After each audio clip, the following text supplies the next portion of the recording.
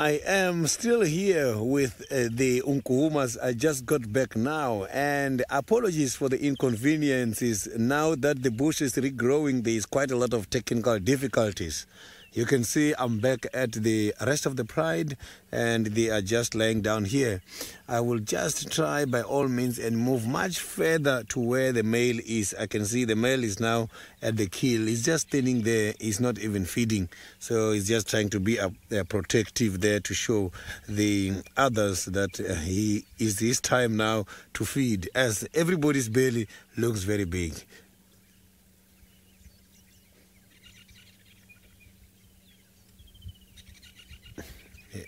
It's looking very beautiful. So I'm just going to pull forward now so that we can at least improve this and give you the best sighting. I will come back to these ones who are lying down here. But now let's go and see the kill and that male much closer.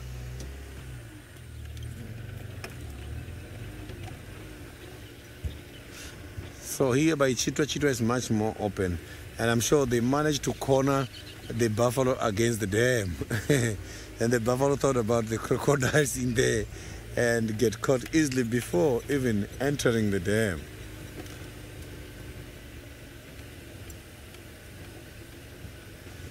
You can see that this male is not even eating at all.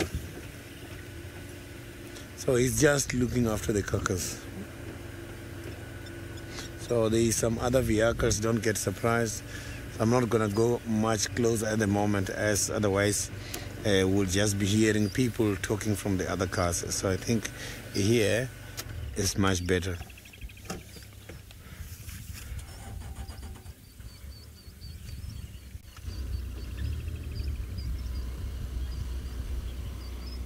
So you can see that he's not doing anything. He's just relaxed by the kill.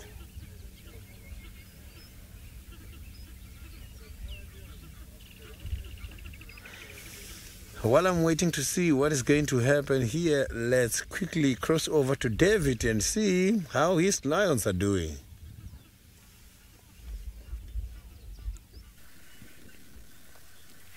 Very good. Keep up with those lions, Sydney. Don't lose them. And here the youngsters, the males, are getting even more busier and more active. As it's warming up a little bit because it was rather chilly, or it has been very cold. And I'm looking at a pride like this that is so huge. If anything they'll be going for now would be a big game. Apparently all the wildies or the wildebeest and all the zebras, I would say 98% of the ones that were here a few months ago, they have all headed due south to Serengeti National Park in Tanzania. And then these lions have to change the menu, and what they'll be going for now is the big prey. And top on the list, definitely they'll be going for buffaloes. We saw a few weeks ago this pride bringing down 2 buffaloes at the same time, because I highly doubt a zebra would even be anything close to feeding 16 mouths. So what they've done now is to split into like 2 groups. So we have this group of about 12 here and maybe another group of 4. I think that increases the chances or makes it better for them to look for food. Now the 4 could possibly hunt, for example, a warthog, and that could sustain them. But now the 12 here will definitely need something bigger. Something bigger could even be a giraffe. We saw a week ago they had brought down a baby giraffe, which they devoured in like under 3 hours, because a fully, good big lion eats about 20% of its body size. Well, still very sleepy, getting colder, so I thought it was getting warmer. I don't think getting warmer. The temperatures might have dipped down again, and we hope to see them moving a little bit more when it warms up. Guys doing trucking, they're looking so much on the ground, not sure what they have now. Indeed they are, David. You often can find all kinds of very unique things that are happening on the ground. And at the moment, while you might see a lot of ants moving about all over the place, it's not actually what we're looking at. The ants are awesome and they are creatures that I love to spend time with, but and they're all over the place at the moment. But what we're actually looking at, and why we're kind of talking about how tricky it is to track at the moment, is that inside this circle over here is a track for a male leopard. Now, probably Tingana would be my guess. I mean, I suppose it's possible it could be Hosana, but it's a big male leopard track. The thing is about this track is that instead of it registering a imprint in the ground, we're actually almost getting a negative form of this track because of the conditions that we've had. So when this kind of cat walked here, it was while this ground was still quite wet, and so what you're getting is, rather than an imprint in the soil, is that on this outline, which is, I know, probably very tricky for you guys to see, so I'm going to try and just outline it a little bit for you so you can kind of pick up where the track is. Sorry, it's not the best stick for this, but it comes down like that, and around there's the pad, and then here are the toes.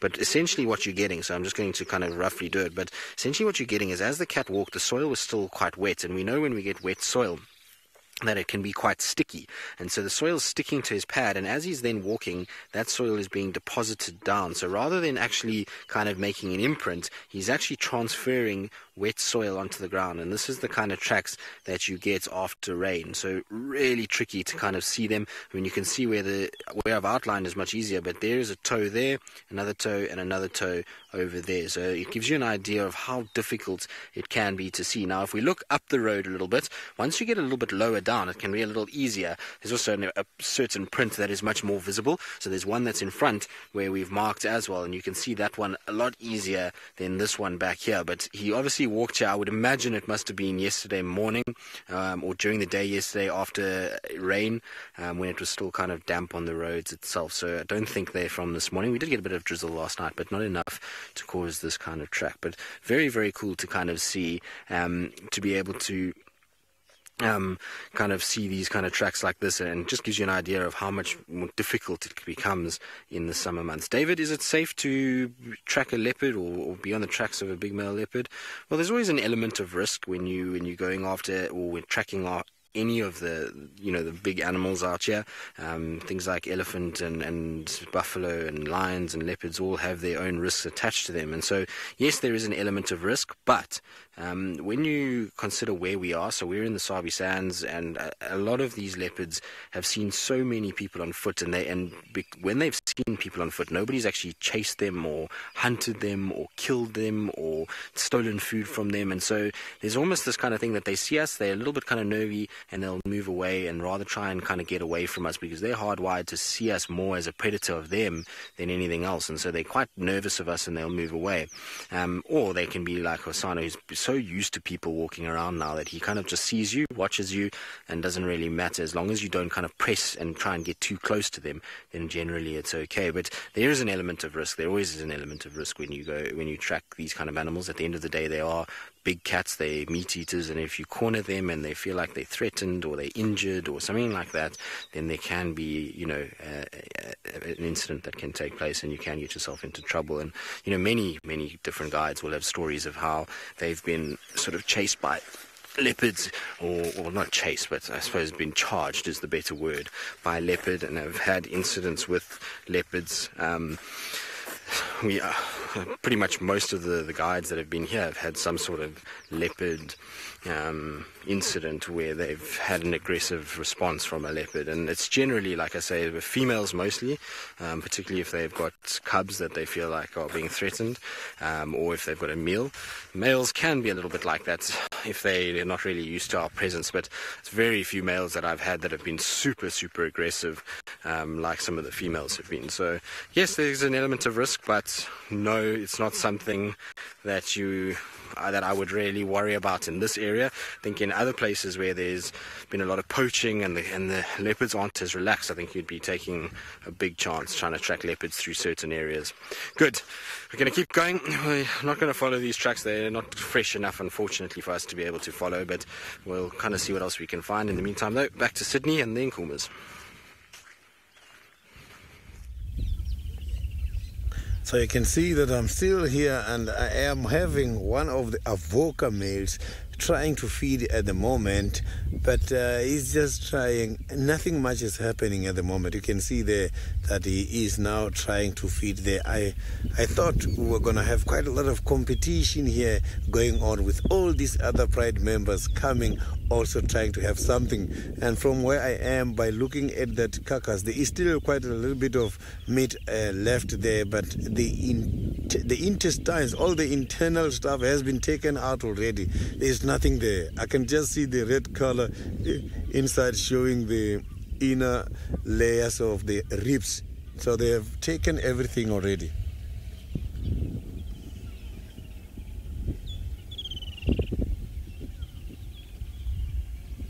So the buffalo's got a very tough skin. Yeah, giraffe girl is not going to have anything for anyone. You can see the buffalo skin is so very much hard. He is working hard in order to get something. Oh, there is a vulture also on the side. I can see the vulture is slowly moving much more down this side. So that vulture doesn't want to come much closer. You can see right there. So these lions, it means they are so very protective.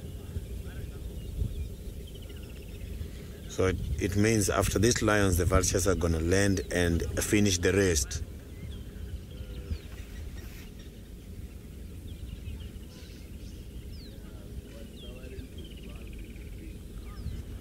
Yeah, there is a lot of meat still available. You can see that the back leg is still having something for them to eat.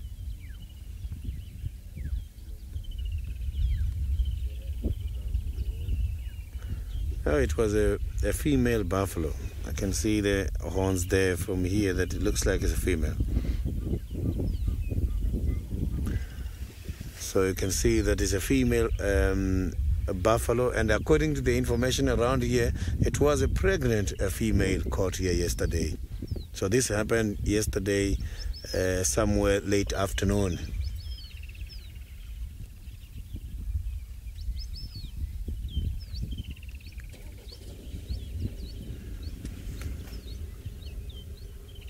So buffaloes can be so very much protective. So I don't know how many were they when they were cornered by these lions, because they always retaliate when the lions are trying to attack one of them.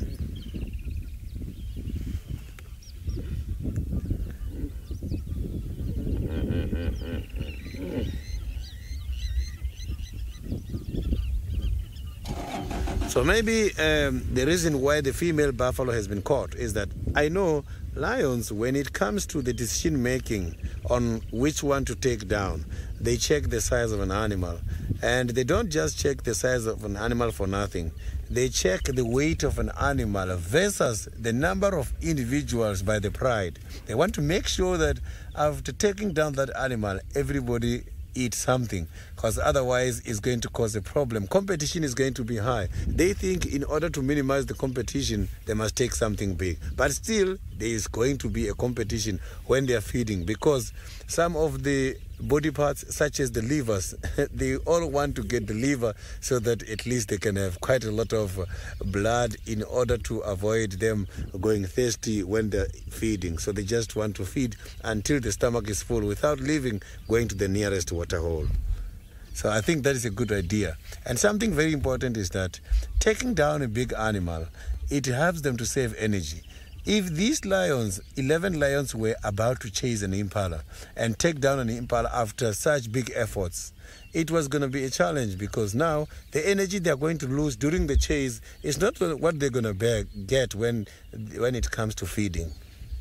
So that's why lions target big animals.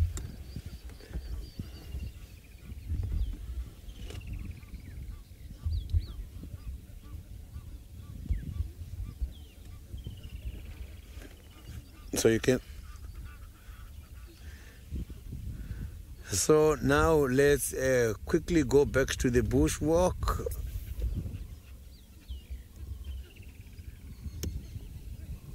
We'll well, yes, we are still on our bushwalk. We are sort of trundling along and came across what is very clearly a large rhino midden that has been fairly active of late. But it's not why we've stopped here. As much as it's nice to see rhino middens and to see kind of the way that they scrape, the reason why we've stopped here is that this rhino obviously came to scent mark. So it's reversed itself back, defecated here, which you can see this very fresh wet dung that is all over the place here, and it's kind of been broken apart. But when it was doing this, it would have scraped its legs in order to break up this dung, and unfortunately it scraped too hard and has actually kind of ended up damaging a whole bunch of very, very large grubs. Now you can see here is one, unfortunately, that has kind of been broken in half, and you can see that it's still moving. So this poor animal, while it's going to die, unfortunately, because the rhino has stood on it and kind of scraped it in half, it's still alive. So it gives you an idea that this has kind of happened fairly recently. Here's the rest of the body on this side. You can see massive, massive size grubs that are being kind of broken apart. If I put my hand there, that gives you an idea of the kind of size that we're talking. Now, you might think that this is quite macabre, but if we kind of come up a little bit further, we can actually see a whole one that is still kind of alive. Now, what I want to try and do is maybe try and get this guy into a deeper part. But there we go. We'll hold it up for you so you can see. Isn't that crazy? That's a seriously big grub that has been inside this rhino midden. Now, you'll find lots and lots of grubs inside rhino middens. In the summer months, a lot of beetles that will lay their eggs inside there. These guys can hatch and feed off the very nutritious plant life that is, or material that is within this area. So which grub this is for is quite tricky to tell. I mean, it could be, maybe a rhino beetle, maybe one of the acacia click beetles, those really big ones. Tricky to know for sure, but it's definitely had a really good time feeding off this rhino midden. Now, you can see, imagine how big that is. Absolutely amazing. Not very good looking fella, is it? I believe there's a lot of mixed emotions between all of you. Conrad would like to know if it's crunchy or squishy. Conrad? No, there will be no eating. My name is not Bear Grylls. Conrad, it's squishy, is the feeling of it. It's got a squishy texture to it. I'd imagine the head area is quite hard, but the actual sort of body has got a squishy, soft feeling to it. Not something I think you would want to eat, if I'm honest with you. The thought of it actually turns my tummy a little bit. So it's a good thing to, if you don't want to have too much to eat, you just look at these guys and think about eating them, and that would probably be it. But shame. Poor guys have been absolutely kind of disturbed by this rhino. Now, like I say, to know exactly which one it is, tricky. I suppose we could try and get a few little pictures of it and then go back and have a look, but it'll give you an idea. Small, tiny little legs that it'll use to kind of drag itself through all of that dung, and then those big mandibles that will process all of the stuff that they're eating. But crazy looking thing, isn't it? And you can actually see the kind of body, how it's filled up with all the dung of that rhino. Absolutely amazing little creatures, these guys, and seriously big food source. So if any bird comes across here, and given that these things are still moving from being broken apart, I think they've just been recently exposed, but if any birds like hornbills come along, they are going to absolutely hammer these things. They're going to love the fact that these are around. A hornbill will really want to eat a big grub like this. Spara, you say monstrous? Yes, it is monstrous. Like I say, you can compare it to the size of my hand. Gives you an idea of how fat those are. Now, Jerry would have probably the best fingers to be able to show how fat they are. Last night she was explaining to us that she has fat fingers. So she would have a good size measure for these.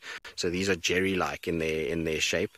Apparently she's not an FC, so I'll get away with this one. But crazy-looking creatures, isn't it?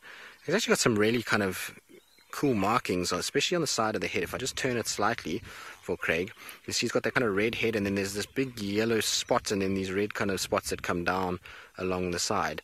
Very cool looking thing. Even if it's ugly, it's a cool looking thing. I suppose boys will find it cool. Yes, Arla, exactly. Jabba the grub. This is as big a grub as you're going to see out here. It's huge, and I'm quite intrigued actually to go and find out exactly what this is. It can't be a dung beetle grub, and I'll tell you why. Because dung beetles, their grubs don't grow this fast. They will lay their eggs, and this will have to grow over the course of a year. I suppose it could be a late kind of dung beetle that's almost at a phase where it's going to start going through metamorphosis. Possible, but I don't think so. I think this is probably something that has been kind of laid during the course of the last few weeks, and or probably during that first rain has then grown quite fast. So quite intrigued. I'm going to go try and see if I can figure out exactly what's going on. It doesn't look very alive though, does it? It looks as though it might be dead. I was thinking as though it might be alive, but given that it's not moving anything on it, I think we have a dead grub. Unfortunately, it got rhinoed, which is not ideal. Don't think I would want to be under a rhino's foot. The worst part about this is that this poor little creature has not had a very good life. Firstly, it's been kind of born in a vat of poo, which I suppose is not very pleasant. Then it's kind of eaten its way through the poo, so it's had to eat poo all its life. It's then kind of gotten to a point where it's almost ready to be an adult and to live this exciting life that it's prepared for so long.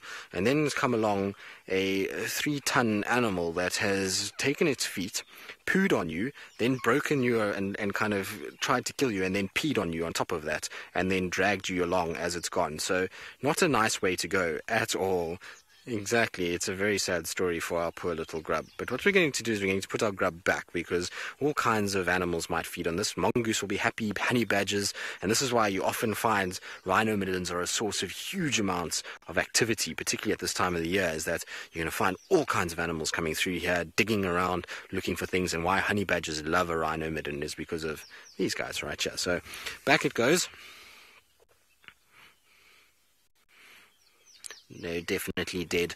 Now, while we leave that for something to feed on it, let's send you back across to Sydney, who's got a lion that's eating something I think it would prefer rather than the scrub. So you can see that now it's very serious. This male is trying to get something for the breakfast this morning, and he's winning. So all the females are just looking at him. He must be very much protective on this kill. And I'm sure the females is the one who played an important role in order to take down this animal. But now look at who is feeding.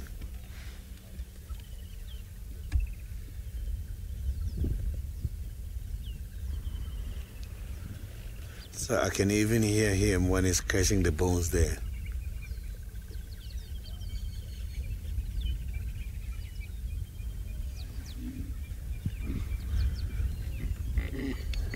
But I think the females, a lot of them, their stomachs are full at the moment. So let's quickly go to the Mara and see something very interesting.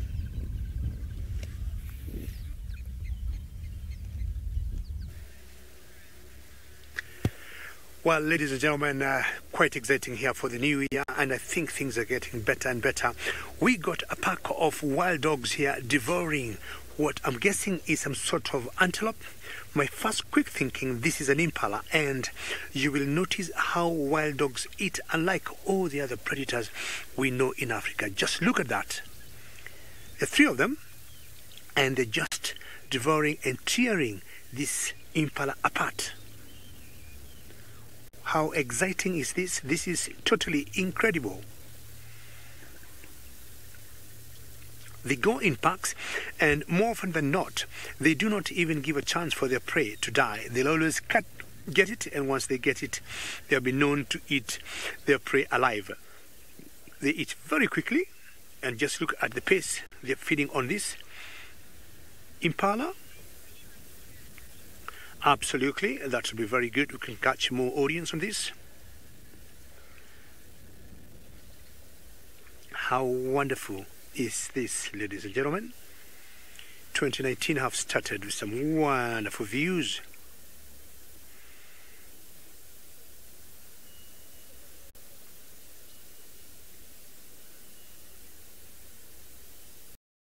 A very good morning again, ladies. Exciting views or sighting than I had before. We are coming to you live from the Mara Triangle in Kenya, and we got this exciting sighting of wild dogs. Wild dogs are all over Africa, but to see them here in Kenya, especially in the Mara Triangle, is pretty special. Now there are 3 of them, we got 2 that are feeding on that particular impala, and you can see the pace they feed on. And there's a little bird of prey there on the right that was waiting, or is waiting for them to eat whatever they're gonna leave behind. And remember, ladies and gentlemen, our drive is always very interactive. So should you have any questions, any comments, please send them through using hashtag SafariLive on Twitter. Shannon, thank you very much. Great comment. This is very rare in the Mara. I have been here for a very long time, and any day I see wild dogs, I usually say it's super special. Since the beginning of this year, I'm not sure that any of my colleagues had seen the wild dogs, but from the beginning of last year, rather, this is my first time to see wild dogs. Shannon, thank you very much for that. And look at the pace. Yeah, remember, yes, I think I was home, and Zoli was very lucky when he was here training, he saw wild dogs. Yes, thank you for reminding me, and yeah, Shannon, for us to see wild dogs here. Oops, look at that. It's always super special. Now, there are 3 of them. The third one is on the side. I do not know why she is not joining these 2, but this is super epic. And we are going to find out who these are. I haven't seen them before, and they've been packs here of 3, of 4, and of 8. So this could be one of the 3, but the last they were seen, they were 5 together. I don't know where the other 2 would have gone. And there's another, I would guess, a Tony eagle that just landed there and is trying to get close there, waiting for anything left behind. So, Book, you're wondering if one is a puppy. It looks like so from a distance. They're on the other side of the lagger, but when I look at them carefully, the one holding the meat now looks slightly smaller to the other. So most likely it could be a fully grown puppy, as more Tony eagles are coming in the action to join in the party. One thing wild dogs do, they kill very quickly, they eat very quickly, and they move very quickly. In general, unless it's very hot, they are always on the move, and we have more of those Tony eagles coming in there to join on the party, or any pieces of meat left behind by these wild dogs. Now, yeah, 2 of them, I don't know why they were thinking of leaving their kill before. They're coming back to it, and maybe the Tony eagles are trying to intimidate them, and the wild dogs will be like, get out of here, go. How special. Very quickly out and back to the kill. Now, if those Tony eagles are going to build up numbers to 5, 6, 8, 10 of them, they'll definitely intimidate these wild dogs, which will be very interesting. I haven't seen that happen, but wild dogs are wild dogs. And how they kill their prey is super special. Very quickly, eat very quickly, and then move.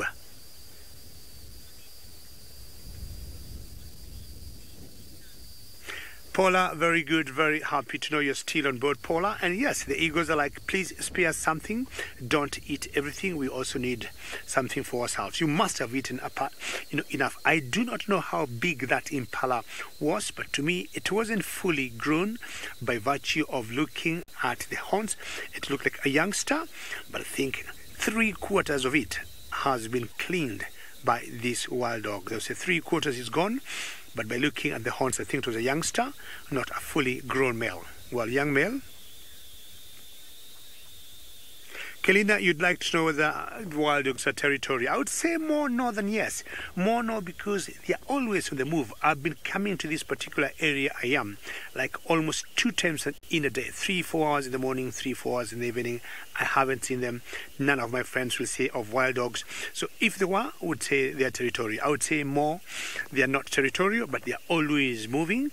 And Kelina, what I would like to tell you, I would say they got huge home ranges. Just like cheetahs, they got huge home ranges and not territorial like leopards or lions. Well, more predators are coming in, if I may call the vultures predators, and they can smell very quickly. But I think because this kill is very fresh, what would have happened, they must have seen it from up in the air, or from up where they were perched on trees, because it's not warm enough for the vultures to have been flying. Linda, very good. So many painted creatures here, and what a beginning for the year. We've got 3 Tony eagles to the right and African white-backed vultures to the left, and this is becoming a truly New Year's party. The wild dogs are back there, and of course these vultures are picking anything that they have left aside, but I'm still wondering where the third wild dog is. Remember, comments, folks, questions, hashtag SafariLive on Twitter on this very, very epic sighting of wild dogs, or what sometimes we call painted dogs. I love the wild dogs have hierarchy 100%. They have what we call a matriarchal kind of structure, and they'll have a dominant female that is always in charge, and the ranking goes down that way, just like the hyenas. But more so, they have what we call a dominant pair of a male and a female. Unlike hyenas, where they have a female on top, the wild dogs have a dominant pair, a male and female, that is always in charge. Look at you, jump, whoops! So it's time for the wild dogs to fly away. I mean, that was rather scary, and I think these eagles are very clever, because once the wild dogs see them in flight, they look like different unidentified flying objects. And I think this is just maneuvers and styles and ways of trying to intimidate these wild dogs to leave their kill. That's what's going to happen. They're back into it, and as Linda was saying, you need to spare some meat. So if they're not moving, they just fly.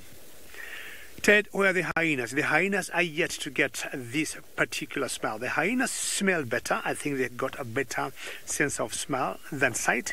And because it's still early morning here in Kenya, in the Mara Triangle, and the temperatures are quite cool, as you can see. So this smell have not been able to get out in the air to radiate to the hyenas. So the third wild dog has come in, and funny, one has just moved aside, either out of respect. Lisa, good question. How many are in this pack of these canids? Same group, we put them with the jackals and with the foxes, same family. And canidae, we are talking of, for example, the Ethiopian wolf, and I'm sure we also got similar wolves in Europe, like the European wolf. Coyotes could fit in, but this is quite exciting to see in the morning. Seeing wild dogs and seeing them with a kill, it is super special. So one moved aside. I think they have a very good order when it comes to eating. Rinku, thank you very much. Nature is great. Earlier we had lions growling at each other, and wonderful sighting.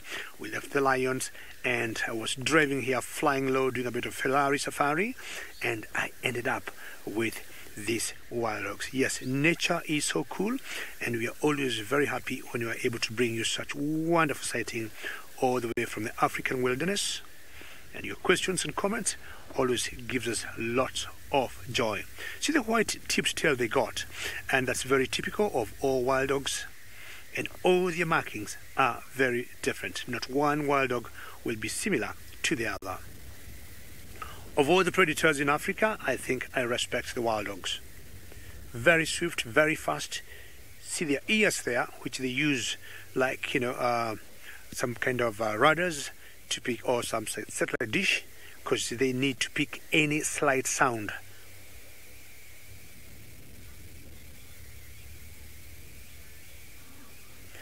Currently, what's the question from Paula again? How far do they do what? Wonderful, wonderful sighting this morning of these wild dogs here. Paula, how far can they call, if we got your question? I do not think they'll do what the lions do. The lions can maybe call up to 10 kilometers, if that was your question.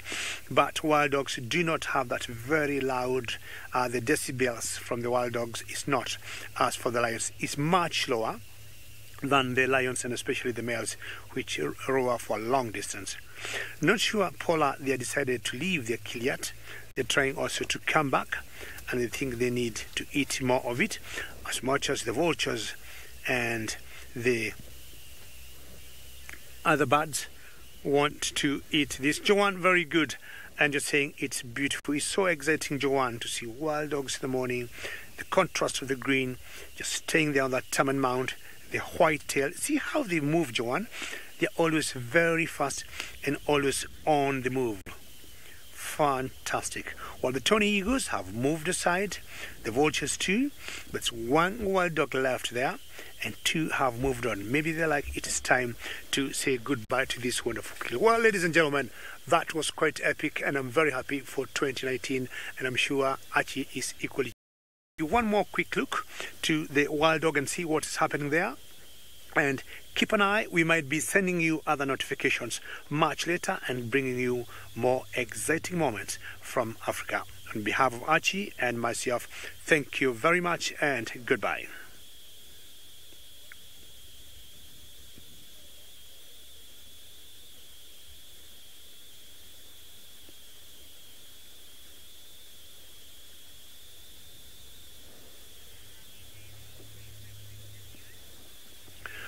Well, ladies and gentlemen, my adrenaline was pretty high, and we earlier had those lions that were trying, the big males, to push out the youngsters there. And out of the ordinary, got this good news of the wild dogs. How epic was that? Well, wild dogs are all over Africa. Well, not all over Africa. And for me to see them in as many months as I can remember, seeing three in that particular park was super special. And what we were eating was a young male impala. They have done a very good job, and wild dogs hunt very quickly, eat very quickly. The next thing, they're gone. Unless they stop somewhere to have a little quick of drink, they are always mobile. Well, I need to go somewhere, have a breath and relax. In the meantime, we'll take you back to South Africa, to Tristan. You've earned your breath and relaxation. So awesome to hear that the dogs are being seen again in Kenya. And I wonder if it's that pack of four that was seen a few months ago. And it's quite interesting because I was trying to find out a bit about them, and I spoke to a few people, and they reckon that it's either a pack that is, well, it's obviously a dispersion group that's either come up from Tanzania, or it's a group that comes from the far north above the Mara North Conservancy. They come out of that area that denned recently, and so it might be them that's dispersing out and kind of moving around. But it's very, very cool either way, and hopefully David can keep up with them as they carry on their movement, and maybe he'll even get a Mara hunt, because I would imagine it must be one of the best places to see wild dogs hunt. Anyway, we are not with wild dogs, not nearly as exciting, but what we are with is a orgy of Oomorgus beetles, or carcass beetles. They are doing all kinds of things. There's lots of mating going on top of these hyena dung. It's a pretty messy affair at this stage, but basically what they're doing is they're breaking down this dung quite quickly. You can actually see how they sort of eroding it away. They've kind of broken that outer edge, and slowly but surely they are kind of consuming what's going on here. And they probably, after a lot of it is probably the calcium content in this. This obviously hyena dung creates a lot of calcium and has a lot of calcium in it, hence the white that you see. So they're after that, and what's happening is as they kind of feeding and breeding, they're then moving down underneath the soil. And so in places you can actually see the soil will move. Those two are finished now. Yes, about time. They've been going at it for a good 10 minutes. In fact, the entire time you've been with the wild dogs, basically, they've been going at it. So I'm not surprised that they've decided to move. But essentially, if you have a look here, how they've actually hollowed this section out, they really are able to kind of eat through this and process it. But the problem is while they're as good as processing the sort of fibrous parts of this hyena dung, what they're not great at processing is bone. And so if I just pull this out slightly, I'll try and move it so that Craig can see it a bit better. You can see those are teeth from a jawbone of an antelope that have been eaten by hyenas, but they can't break this down. So as much as they can break down the rest of the sort of fibrous part of the dung, the bone itself will still stay behind. This is far too rigid and too hard for them to process. Now, what antelope that was eaten is anyone's guess. I mean, there's no ways that we would really be able to tell what it is. But you can see how they're busy kind of hollowing it out and consuming as much as they can. It really is quite cool to watch these guys go to work. I mean, it's a thankless job, because there's not many Not many of animals would want to eat hyena dung, but well, somebody's got to do it. And yes, I am interrupting their party. Although I think this is a more than just a party. I think this is a keys in the bowl kind of party that's happening at the moment, and everybody is just kind of all over the place at this stage. You can even see these guys in the back have been mating as well, and they've been doing their thing. What's also interesting is, unfortunately now, because we've been sitting here, I've kind of disturbed the area a little bit, but there was so many spiders here when we first got here. There must have been 4 or 5 spiders that were around this kind of ball of dung, and they wouldn't be sort of trying to predate these carcass beetles, I don't think. So I wonder what else has maybe been here. There might have been something else that was around, maybe these little ants that are, you can see, also carrying little particles off that are being broken down by the carrion beetles. So it's kind of a festival of food at this stage for various species, and I'm just trying to kind of move the grass, because the grass is where these spiders are kind of hiding out, and so sometimes when you touch the grass you kind of see them come running out, but I can't see any more. Like I said, there were about 4 or 5 of them that were around in the beginning. Now, Craig, we've got some very steady shots of those beetles, and there's a reason why, because Craig has employed the services of what we're now going to deem a poo pod, which is basically a tripod of poo, and so this was Craig's little rest, so he put it down like that, and that's why you were able to get such nice, clean images. And yes, Emma, patent pending, Craig's going to be a millionaire with his poo pod, apparently. Craig, did it work well? It was okay. It was okay. Craig says it was okay. Okay, Craig. Anyway, doesn't matter. We're going to carry on and try and see what else we can find. In the meantime, back to Sydney, and I wonder what he's been up to over the last little bit. I am now back much more towards the Torchwood, and here I have got 3 lions. Earlier on we saw just a mating pair coming in, and this mating pair, they were coming to join another female which is just here. We can see her right in front of us. So far it means we have calculated a lot. We calculated 11 or 12 lions.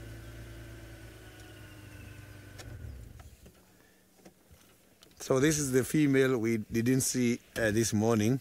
It's the first time we're seeing her. As earlier, we have just escorted the mating pair. She's also looking very much tired. Maybe it's time for her to sleep at the moment.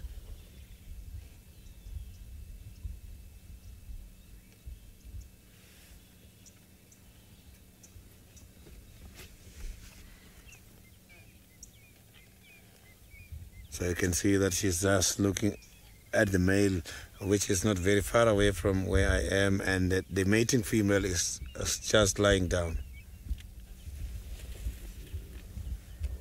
So you can see the male is right there.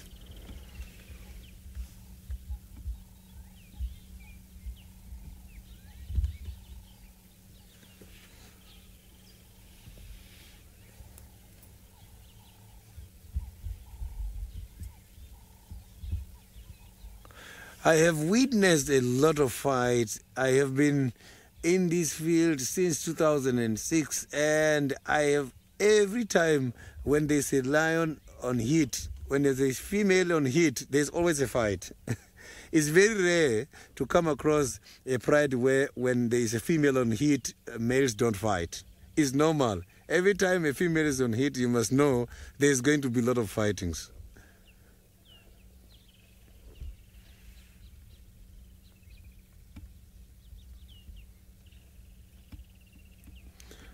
Stations, this is Sydney. I am in charge of the male and 2 female lions just next to the Chitwa entrance by Gari.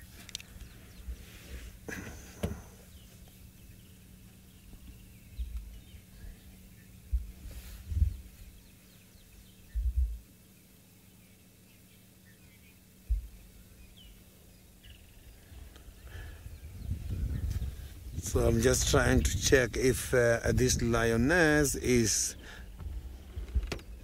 Oh, look, now you can see the mating pair is going to visit each other again. You see, this female is the one who is coming every time and try to convince the male to come. And then you can see he's following, and when he's following, she doesn't want to give him a chance. Oh, now is the time. Look, Now they are going to mate.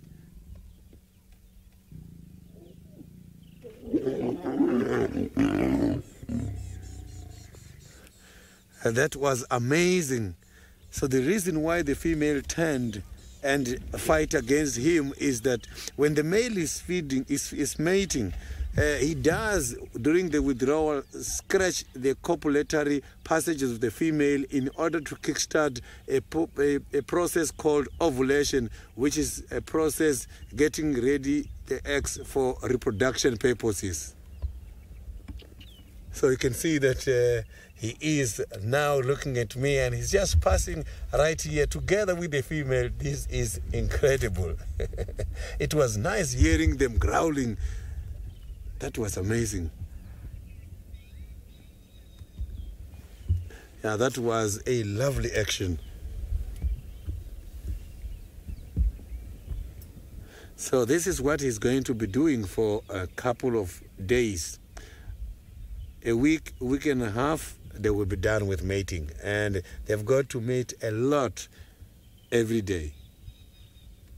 So sometimes you will see the male holding the female here on the back. The reason for the male to hold the female here on the back is that when these lions are still very young, the females, they hold them from here in order to move them from one place to the next. Every time they get grabbed here, they just have all the memories coming back, and instead of behaving aggressively, they just become easy, and you will see them now relaxed. That is the male trying to stabilize the females when they're mating. They grab them from the back so that they can just think about when they were still young, carried away, and you will see them just loose.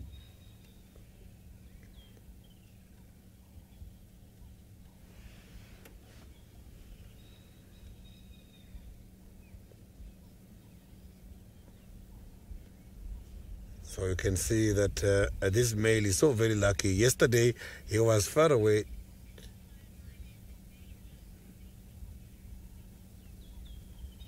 I didn't copy the question from Becky nicely.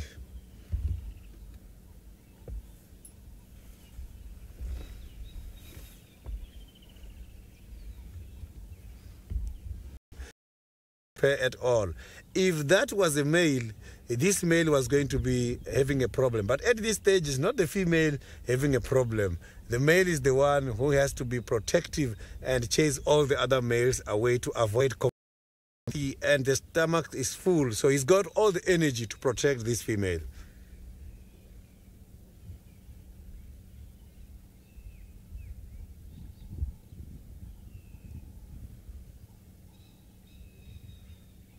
So we were very lucky to see them mating. Now you can clearly see that the cut, which is on the lip of this male, and that is right the same spot where Koki caught one of these males. Maybe he's the one who was then caught by Koki right there.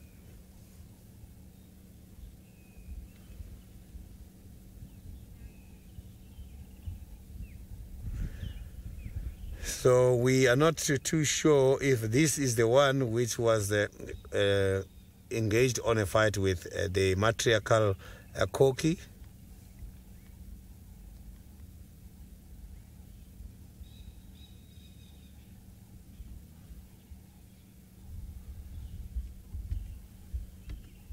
So now it's time for them to relax a little bit.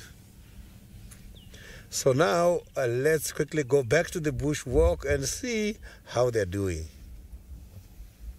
Well, yes, certainly there's love in the air this morning between everything that's going on. Now, talking about those lions, we've actually found the tracks for these evokers from last night. And you can see where they've kind of walked through this mud area, and shame, the poor boys were obviously having a tough time of it. You can see by this track here how they slid very heavily kind of going forward. So this is the back of the pad, and normally you would have a track like this, which is kind of very, very neat, and there's a little sort of pad there in the toes. But what you've seen here is this is where the lobes have actually slipped forward and the toes have gouged in. So they kind of slipped a little bit. He slipped over here as well. You can see the kind of pads, and then try to kind of gather his footing and move through, and it would have been quite humorous to see you, right, Emma? But what I wanted to do, which is very cool, is because this little track of mud is such an awesome place for tracks. There is a whole bunch of tracks here, not just these lines. If we come along a little bit and we move forward, we can then find tracks for what we think is Tingana. So here his tracks are over this side. You can see the size difference is quite big. And so what I'm going to do is I'm going to show you quickly how much bigger a lion is. So Craig, you can stay on Tingana's track. I'll be back in 2 seconds. So what we're going to do is just use a bit of grass to do this. So I just want to show you quickly, because I'm going to measure the sort of track size of these Avoca boys, who don't have, are slightly smaller than what the Birminghams have. Overlay a piece of grass. Let's get rid of this piece here. Unfortunately, that's cutting the track a little bit. Basically, the size of the Avoca track overlaid on Tingana's track. So it gives you an idea of just how much larger a male lion's foot is than a big dominant male leopard. It gives you a kind of nice size difference, and like I say, these aren't even that big a track when you consider some of the other male lions that I've seen. So really kind of cool thing to see. But that's not the only track here. Over the top of Tingana's track, which will then indicate exactly why we said these tracks are not fresh, is another track that is just in this kind of box here. All right, so that track there is for a civet. So you can see Tingana's track is the big track on the outside, and then this is the little civet track here with the small round toes and the two toes quite close together and a quite flat pad and lots of little hairs. You can actually see the hairs from that civet within the track. You see these little scrapes? So that's where the hairs were on its pad, and as it stood, it actually made little kind of hair imprints on the thing. Now, the nice thing about mud like this is that you'll actually be able to see a lot of detail in a track, and you can see here, even on Tingana's track, is you can actually see all the little ridges and indents of paws, and sometimes in the you find little on their pads, and that's why you can often kind of see whose tracks are whose. Sometimes there's some that have little kind of scrapes and scars and cuts on them. But how cool is this little section of mud to be able to have lion, leopard, civet all overlaying each other in the course of the last 24 hours is pretty special. So very, very cool. Now Vegas, no, not at all. So what's happened here is Tingana's walked, probably in all likelihood yesterday morning. He walked through here. Then what's happened is a lion has come along, a civet has come along and has walked on top of Tingana's tracks, and then the lions have come last night and they've walked on the top of everybody's tracks. So if you have a look here, where this lion sort of scrape mark is, or push mark, is on top of where the civet walked. So this mud here, if I just pull this away, there's the little civet track over there. So the lions were on top, and they then kind of moved through. So it means leopard came first, then civet, and then lions after that. So it gives you a kind of time frame. And I'd say there was probably about maybe 12 hours, 12 to sort of 16 hours between Tingana being here and the lions. So he was long gone by the time the lions came here. So no, they didn't chase him. It's just nice to see the kind of different tracks all around in this area. Now, Craig, don't be like a lion and slip. Use the grass. It's probably going to be better for you. Right. Well, we tiptoe through that mud and make sure that Craig doesn't kind of slip and fall and end up like a muddy lion. Then let's send you to David, who I don't know if he's still with the dogs, but yeah, he'll give us an update. Well, Tristan, very good. I know you're doing a pretty good job on walk. And if Tristan, you're here, you could be seeing all the birds on top of these trees and all the blackfist, all the doves and the speckled mouse birds that are on top of that tree. But then I thought they flew away, and when they flew away, the lioness remained down here. Now this one is a fully grown lioness, and it is a member of the Olololo pride, and it's the pride that we were watching earlier. And I wondered where the adults were, because all what we had there were the youngsters and the three males that make the Kichwa coalition. And I was like, we need to get the girls, the mothers of these youngsters, and luckily we have found this one here. I'm trying to investigate her carefully, and to me she looks like she just gave birth. I'm looking at her belly, because it's the one that I'm remembering. She had a swelling belly that looked pregnant. She seemed to be carrying a cub or 2 or 3 or 4, but now it seems her belly has gone a little flat, and by my looking at things where she is secluded and away from the rest of the pride, chances are she could be having some small little bundles of joy in that thicket there. And I thought, come here and camp and spend a couple of minutes. If, of course, they're too young, chances are they will not come out. But if they're big, then they might come out, or she might lead us to where they are. We'll not definitely try to invade her space. Or if we're lucky, she would maybe stand up and you'll be able to see maybe some suckle marks on her mammary glands. So remember, we do a very interactive safari. Should you have any questions or comments, we get lots of joy to hear from you. And you can use hashtag SafariLive on Twitter. I'm very convinced that she definitely must have popped up some cubs somewhere, because where she is, she's all on her own. There's nobody close here. And in that thicket, there's something like a little lager. Lager is like a small little depression. Very good. Thank you, Archie.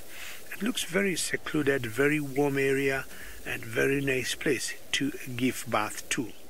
The rest of the pride from where we are is about 3-4 kilometers. And I'm sure they're still in touch.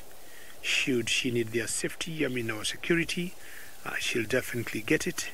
And of course, if she's not able to hunt, they can maybe bring her some food. Or if they go hunting, they can call her. I'm very convinced in that lager, in those thickets, there could be some cubs somewhere.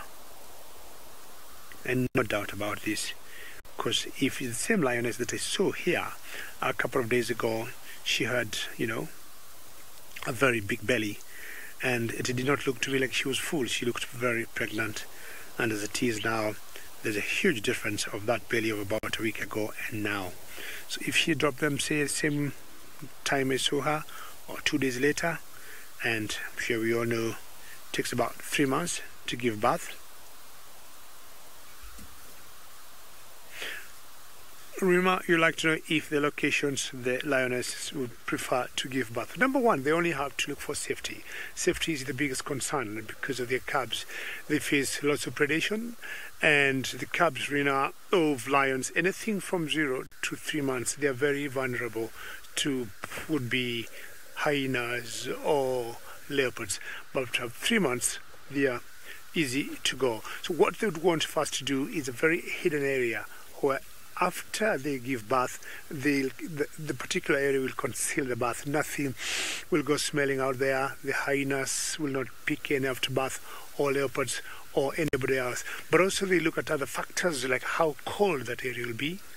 If it rains, will the water run over their cubs? So they might choose a little cave or some crevices of rocks where if it rains, the water will just hit the top and then maybe flow that way. Those are some of the factors that we look at. And of course, knowing how warm it will be, so that when it gets cold at night, the cubs, of course, don't get maybe some kind of infection. So we're going to go back to our lioness there. And the way she is, she seems to me like she's just resting after having given birth. That's a very typical posture of a lioness that have given birth.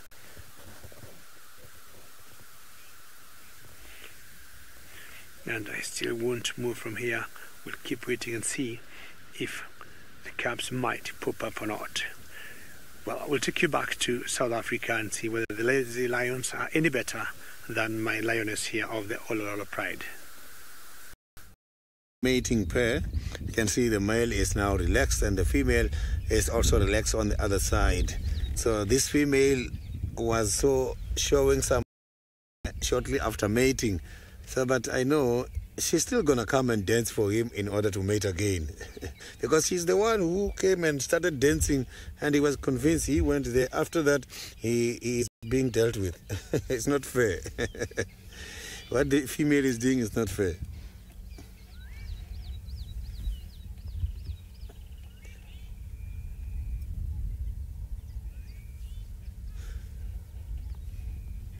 So you can see that they at least avoid the other males seem to avoid that. So the females, they don't mate with a specific male. They can mate with the other different males.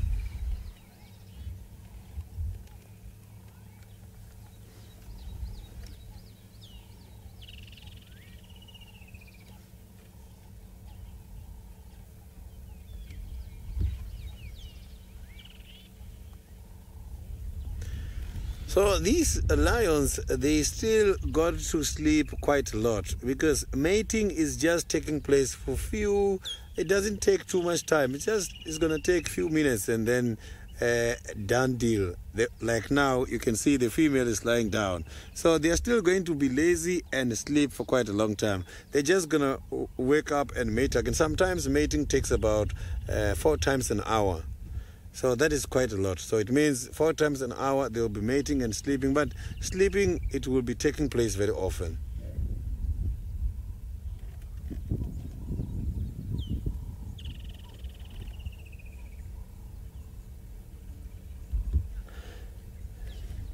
So they are very lazy animals. But I think they've got all the energy to do the mating responsibilities.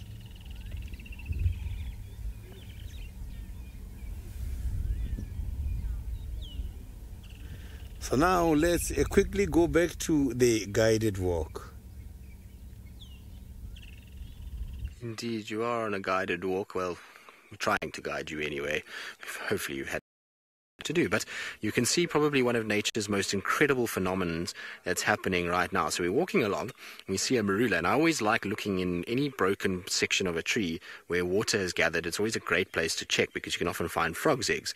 But what you can see there, sorry, so it's quite tricky. Poor Craig has kind of got his hands in a very awkward spot. But what you can see, there's a whole bunch of moving ants, and what they're doing is that they are saving themselves from drowning. If there was one ant by itself, these guys would not be buoyant enough to actually stay afloat and to be able to survive. And so what they do is they join together en masse, and that increases the surface area of the whole kind of almost, that has allowed them to then stay on top and to be able to survive and not drown, which is absolutely incredible. I think it's fascinating watching them, and you can see they'll all rotate through to be able to get a turn to try and hold up the take with them. But shame, they're trying to me. Now what you might also notice around those ants, you might see every now and then a few little larvae swimming around. So it looks like a whole bunch of mosquito larvae that's also inside here. There's little white, almost worm-like things that are kind of, there is definitely kind of something in there that you might be able to pick up. So Craig's trying his very best to show you all of those little white mosquito larvae. We don't often show you these kind of things because we don't often see them. So it's very cool when we get to see the little larvae in the water, and those ants are absolutely incredible. But I feel really bad for them because they almost seem as though they just can't kind of get to the side. Every time they get close, the wind blows them away again. Almost part of me feels like we should just put a little kind of something inside there so that they can get out and move away. We need to build them a bridge. Exactly, Lexi. Exactly. Very, very, very cool little things. It's amazing to kind of see. Who would have thought that there would be this kind of happening? And, you know, obviously we often look at all kinds of animals, and we kind of get into the point where we, you know, try and kind of see a lot of things like lion and leopard and wild dogs, and those are all incredible. But this, even though it's on a much more sort of micro scale, is really quite incredible to be able to see and to be able to kind of watch the struggle for life that these guys are going through. It makes you realize that even though the big animals go through a lot, something like a little ant even has a lot of struggles that it can go through. Now we have the perfect little bridge that we could just put like that, and I wonder if they would actually crawl on it if we put it there. Let's see. They're kind of latching onto it at the moment. Come on, guys. Out you get. Yes, there we go. Quite incredible. They are, once they kind of find land, they are able to move. Isn't this cool? And in unison, they're kind of grabbing on and kind of coming through. It's amazing to see. Sorry, Craig, am I on your way? Oh, no, I've left them for... Sorry, guys. Sorry. So my hand was not steady enough, and I left them in a bad and precarious place. There we go, guys. Now, I know I really shouldn't be doing this because part of nature is not to interfere, but I don't know, part of me just feels like this would be a cool thing to see them. Now, I believe some of you are happy that we are lifeguarding the situation. Like I say, we shouldn't really meddle in nature at all, because doing this is the same as kind of interfering with anything else. But it feels kind of macabre to sit here and kind of just watch the... Yes, some have broken off. You're right. Oh no. Come on, you guys, you can get yourselves to safety. So there's some of them on the little leaf. Get yourselves to safety. There we go. You lot. There we go. Maybe if we do it like that. It is Titanic, you're right, Emma. This is how Titanic must have felt. There we go. Come on, guys. Off you go.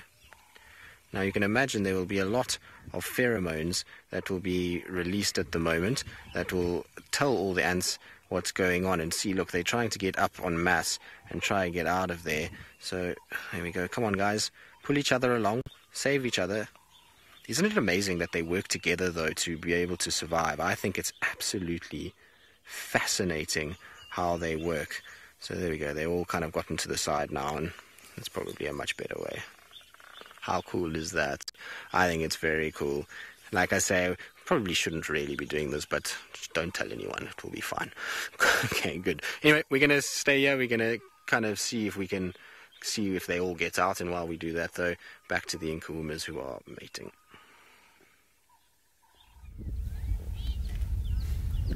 So you can see that the mate, you can see she's up now. And I think she's got a problem with her right eye. This female has got a problem with the right eye. I saw that just now. So maybe she's going to look at us again. We might see her nicely. So I can see how she's blinking, that she is having a problem a little bit. Maybe this is the female up here this side. So they are all just competing now.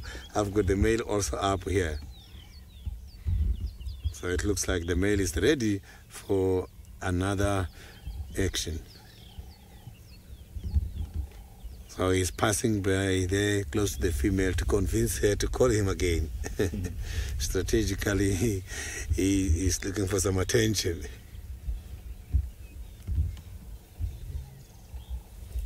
So let's see the female.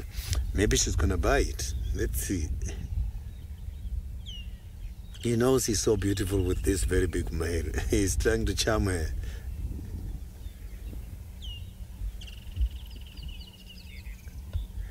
Carol, mating, unfortunately, is determined by the level of dominance.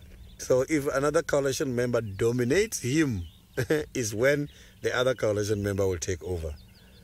So, but he cannot just now go and say to the other coalition members, it's time now, the female is on heat, let's share. It's difficult. So mating right is determined by the level of dominance. Who is winning the fight is the one who will take over.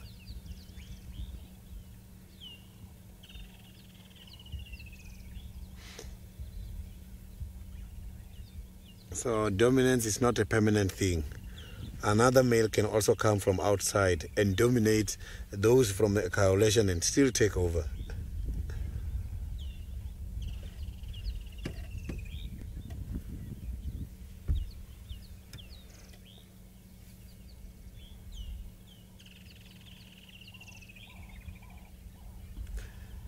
So now let's quickly cross over back to David and see what he is having at the moment.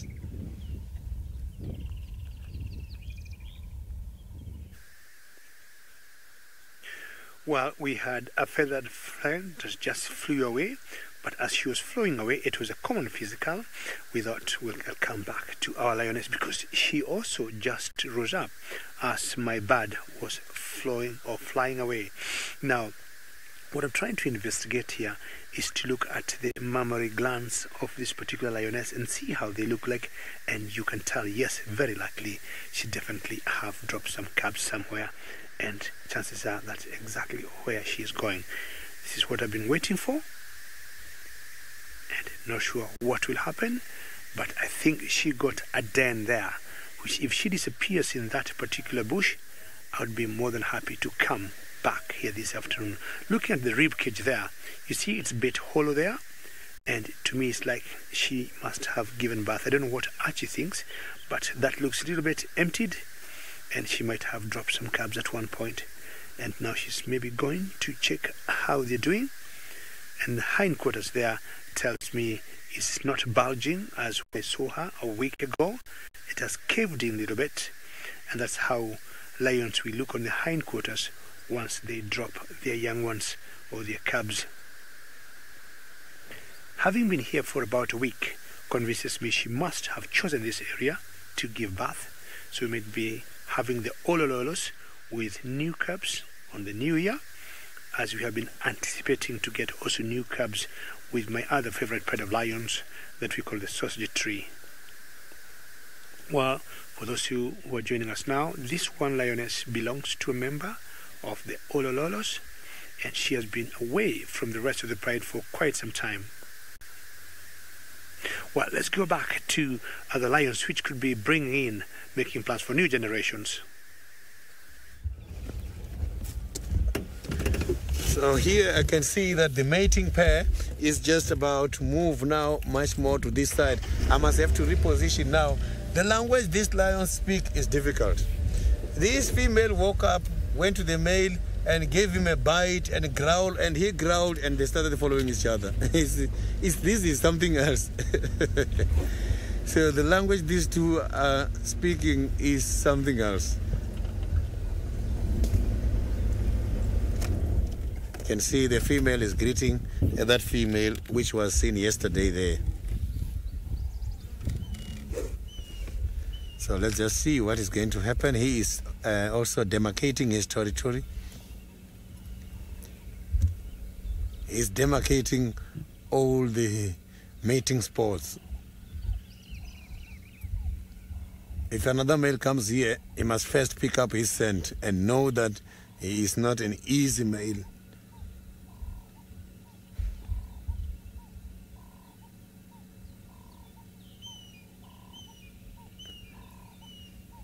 I thought maybe they were moving to this side in order to mate again, but I can see that they are still just waiting. The female is going to give a signal. When she is interested, she will approach him again.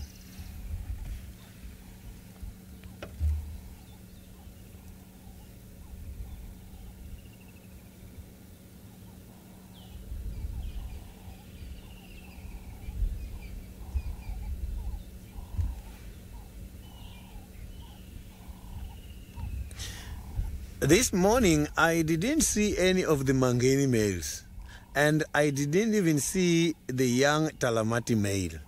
So there we have counted a number of these lions, and there is no other male apart from the male we saw feeding on a carcass, and this one here. These two are Vocas. They might have been the one who chased the two Mangeni males this morning, as well as the one Talamati. Maybe it's because of the ostrus on this female. We didn't see any of the other males. The only males which are rocking since this morning until now is the Vocas.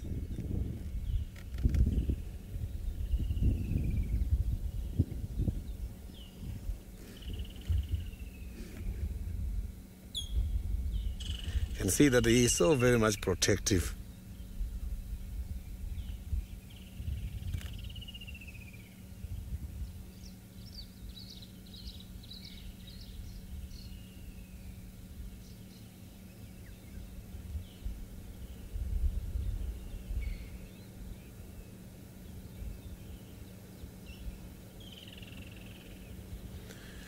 The Unkuhuma young male, I didn't see him, as the other lions were just lying down there and they were very far away from each other. So I didn't see the young male Unkuhuma. So the one with the big manes is the one that I saw. This one as well as the one we left behind by the carcass.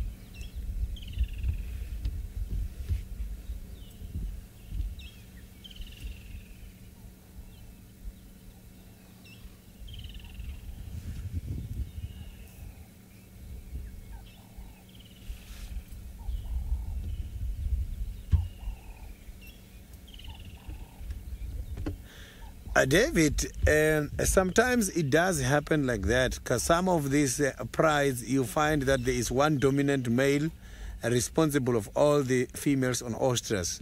But if there is too much competition, is then that it will be difficult, because when he is busy with one female, the other female won't be attended.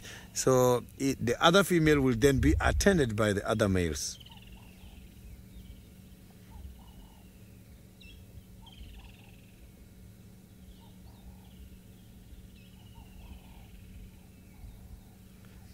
So, but here at this stage, I don't think he's having quite a lot of competition, as we are not seeing any other male coming. Normally, when the male is trying to isolate the females for mating, other males, you will see them still coming, trying to get a chance. You'll see them following all the time, but here none of the male is following.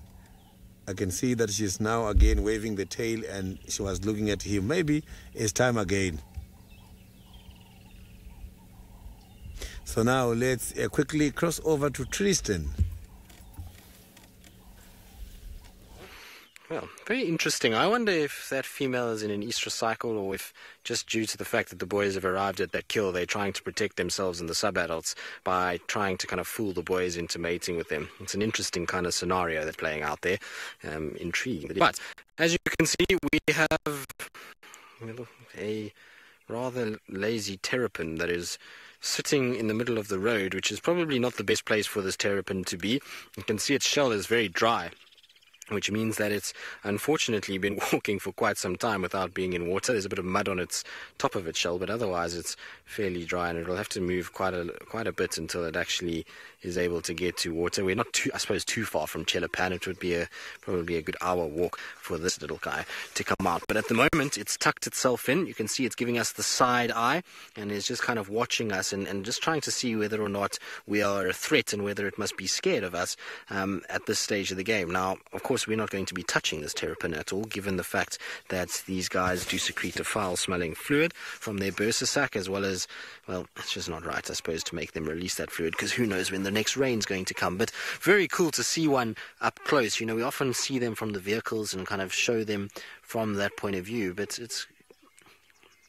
Yeah, they do. They have a celebrity nose, Emma. They have a very defined nose. They go to the terrapin surgery and they just make sure that their noses are in perfect shape. They've also got the most, like, very, very cool little patterns all over their face, which I don't know if you can see. I'm just trying to see what Craig can see at the moment, but he can see it very nicely. But they've got beautiful patterns, and then that eye, that's kind of piercing stare that kind of comes out. They're very cool little animals, actually, and you can see how it's just kind of trying to stay inside of its shell to stay as safe as possible. Now, these hingeback terrapins are quite interesting, because if you look at the front end, you notice that it's quite exposed. So there's this sort of face and these legs. But if we come around to the back, which I'm going to make Craig move, you'll notice that the back doesn't have any sort of space where you can see the tail or the legs. So what happens is that this little shell will actually, on muscles, be contracted slightly and kind of pinch at the back to sort of save those areas over there. Now you can also see why it's called a serrated hinged back terrapin. Here's the little serrations on the back of the actual shell itself, and this little guy is going to then move around and kind of try and see if he can just close that up. But he's slowly going to emerge for us, because I think he thinks that we're gone, which means that he might walk, which is be very cool. Masuka, you say it's so cool to see its flippers. Well, yes, it's modified feet that it's got. It's got a lot of webbing between feet to be able to help it with swimming. Remember, these are a semi-aquatic species, which means that they have obviously got to be able to move in water, and so they need those widened, flattened feet with webbing between the toes that allows them to be able to paddle a lot better. You must remember that tortoises don't have that. They have quite a stumpy, sort of solid-looking foot, almost a bit like an elephant foot in many respects. But isn't that cool? This is the thing about walks, is that you can get amazing kind of views of animals that you wouldn't normally, and Craig is doing a sterling effort, as you were all rightly pointing out. And the thing about it is, it's so nice to have these cameras, is because even for me and Craig, with our naked eye, we can't see those details. So having a camera really allows us to kind of get in close, and you guys to get a really kind of nice view of the way things go. Now, you can see one of the major differences with terrapins and tortoises is just in the way that this animal was positioned in its shell. You see how it turns its head to the side when it goes into the shell, whereas a tortoise will suck its head in straight back rather than turning it to the side. So it's a slightly different way of doing things. But there we go. You're pointing in the right direction now, terrapin. If you go that way, you're going to go to Chelapan. Off you go. Come on. No, he's going to stay there. Right, we're going to leave it there because I think it's probably in the shell because we're around. So we're going to leave it to try and get to water before it gets hot. In the meantime, though, we're going to send you back up to David, who's still with the Olololo Pride. Well, from reptiles to mammals and more so the lioness, she moved a little bit to some thickets. I think she was trying to get close to her cubs, and I'm just trying to be a bit soft so that she doesn't think I'm a very loud person this morning on the new year. And apparently there are 2 lionesses here. That one you just saw, and this one that I said moved much into the bushes. And these are the orange-leafed cotton bush she is under, not because it is hot, not because she is looking for some shade. It's because she went closer to her cubbies, and I got a feeling down there are cubs in there. There could be 2, there could be 4, so that each of the females here have given birth. This one I'm so convinced from what I saw on her hindquarters, she definitely got a cub or 2, if not 3. But for now, I'm guessing 2 cubs with her. And they're definitely in the direction she is looking at. And I want to continue being as patient as I can. Out in the bush, you need to be very quiet and very patient to maybe get what you'd want. And for those of you who are joining us now, these 2 lionesses here belong to the Olololo Pride. We earlier saw the youngsters and the males, but now we have caught up with 2 of the females. They are always 4 fully grown females. So these are 2. Not sure where the other 2 could be. And I think she is looking in the direction of either the sister that's coming towards her. Either she'll see a big jumbo to her, Happy New Year, and well done for your cubs, or she just stopped. And this one's now watching us. Do you want sister come say hello? Or you want to call the cubs for us to see them? And if they're down here, I would say they're about 5, 6, maximum 7 days old. And lovely ears she got, as you say, and you can tell from all the tears that she got on the ears, she's pretty mature senior citizen. I would give her anything 9, 10 years in age. And you can see the fluffy ears with all the fur inside them. I think she's getting quite irritated either by flies or the grass next to her ears and tails, sometimes even for no apparent reason. But I've got a feeling there's some flies that maybe I cannot see that are becoming a nuisance. And that's why sometimes some of the lions have been known to climb trees to get away from these irritating flies in the grass. Like my favorite pride of lions that we call the sausage tree. We have always seen them doing that a lot, making sure they get away from the flies on the ground and of course getting some shade there. And that's how we end up naming our prides here in the Mara and also in Juma, by their behavior, by their looks, by where they came from, etc., etc. Now you lioness, you need to do us one favor. Get those cubs out and you'll make my glorious day even more colorful, because having seen their other pride members crawling to each other and all the youngsters, and having seen the wild dogs on a wild kill of an impala, maybe it will be quite a nice way to finish my morning if these cubs would come out. Remember, folks, questions, comments, hashtag SafariLive as usual on Twitter, because they keep us going.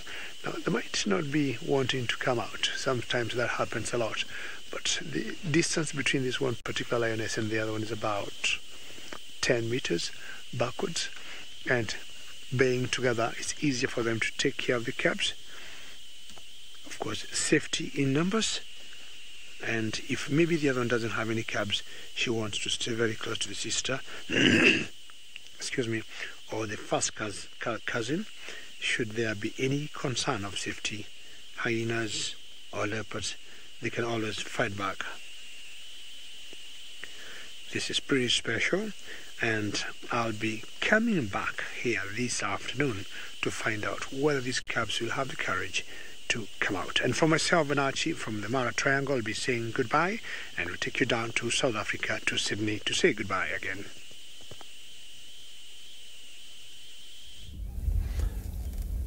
You can see the mating lions, they are now busy grooming themselves. You can see the male is trying to groom himself by all means, and the female is starting to wave the tail again, and maybe she's gonna call him again.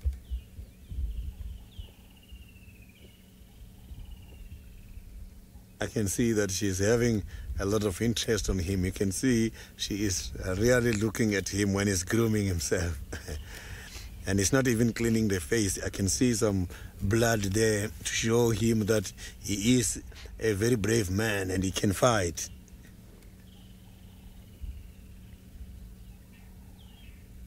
So here by the lions, you show a lot of aggression. So the female, they only think about that kind of a behavior. Their little ones will be able to protect themselves.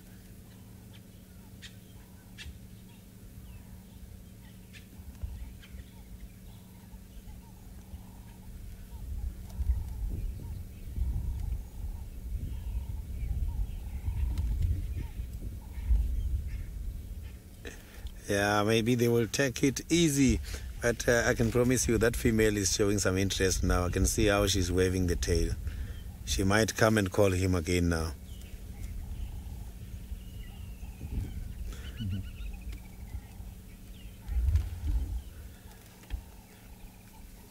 So that will be an ornament to close the show with another round of mating by this beautiful Avoca male.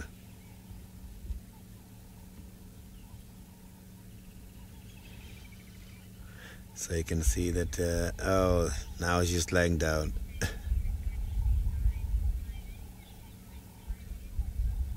So this is indeed a lovely Lion Friday. You can see now that all of them, we can see them. So he doesn't want to sleep now. It's time for him to try and clean all the blood in order to get rid of the flies, as the flies can always come and irritate him. So you can see that these lions are still going to mate. Late afternoon, they might still be at the same spot, or they might decide to go back to the Chitwa where the rest of the pride is. And I can promise you this morning was fantastic, and thank you very, very much for all your questions and comments. And hopefully we are going to be with you again this afternoon. Maybe the afternoon is going to bring us more interesting sightings than we had this morning, all the way from Masai Mara and the Sabi Sands in South Africa.